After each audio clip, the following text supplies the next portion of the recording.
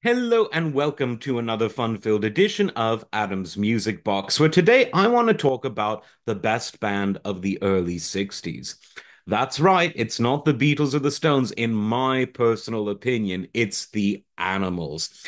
And let me just explain why and give it some context. The early 60s saw the debut of quite a few bands, mostly from England, that became international superstars. There were, of course, the Beatles and Stones. There was The who I love, but their best work came in the late 60s and 70s. There were the Kinks. Their best work, in my view, took place in the 70s and the 80s. There was the Dave Clark Five, who I love, and I think they and the Animals were those early 60s bands that I loved the most. The Animals came out even before the Dave Clark Five, so if we're really talking about early 60s, yes, the Animals are my favorite. And I'll explain why. There was something about the Animals that was just unapologetically into the blues. There was no real attempt to become a pop band, except for the fact that they were so un unmistakably good and that they were such good writers and were able to put such a unique take, such a unique arrangement on their covers that they ended up becoming one of the most successful groups of the era, even though they didn't really aim for it. A lot of bands that came out of that era did begin as sort of blues bands, but there was something about the Animals that just really kept it real. There were several reasons for this. Eric Burdon's vocals were much more mature and frankly much more virtuosic than those of his contemporaries at the time. Where most others sung like pop singers, Eric Burdon had a real voice that you could take to a real juke joint, take to a real club, and really have him hold his own. There was Alan Price, whose organ playing was very distinctive. I would say that of the rock organists of the 60s, only Ray Manzarek was sort of more identifiable. Great musician. Hilton Valentine on guitar. Look at what he did with House of the Rising Sun. Chaz Chandler on bass, John Steele drums, rounding it out. Just a really good band.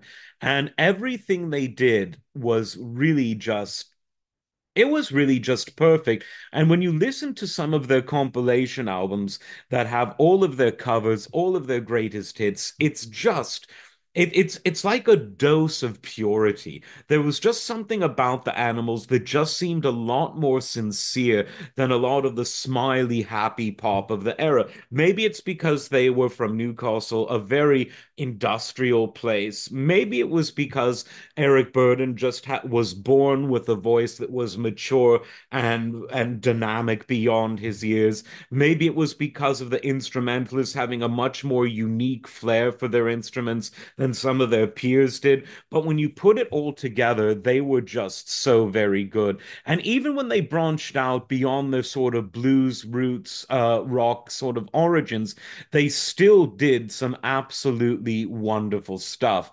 I mean, Hey Gip, which was done in 1966, showed that they were, about to do some different things, but nevertheless, really interesting stuff. Don't Bring Me Down, absolutely wonderful. And they even, in their final years in their first lineup, collaborated with Frank Zappa for a song called The Other Side of Life, which is such a good song. Again, mature beyond their years, something that really is almost ageless, where some of their peers, frankly, when you listen to them, you say, oh, that's a band from the early 60s. Where when you listen to the Animals, you really think this is something unique. This is something different. And I just can't get enough of their early stuff. I cannot recommend it enough. And I really think that if you listen to them without the prejudices of, oh, this is a certain band from a certain era, I think that you really realize, wow, they were a very special band. Eric, of course, disbanded them in early 67 and started his own sort of second animals that were much more of sort of his project rather than a kind of band effort. And it was still really, really good. Very different than the original animals. This was Eric Burdon and the animals, really emphasizing that this was sort of Eric's sort of kind of his solo project. But all of those albums were really, really great too. And the song that you really have to check out from that era is Sky Pilot.